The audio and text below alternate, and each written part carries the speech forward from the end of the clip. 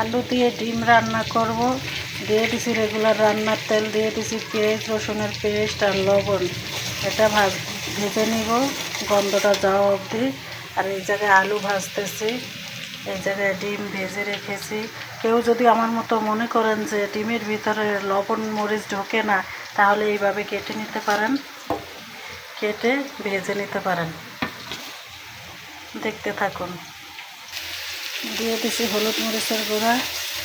এখন একটু পানি অ্যাড করব যাতে মশলাটা পুড়ে না যায়।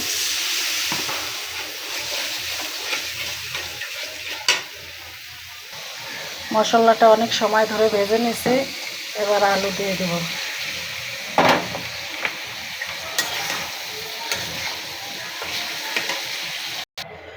মশলার সাথে ভালোভাবে আলুটারে কষাইয়ে তারপরে গরম পানি দিয়ে দিয়েছি। এই তো রান্না করা শেষ হয়ে গেছে।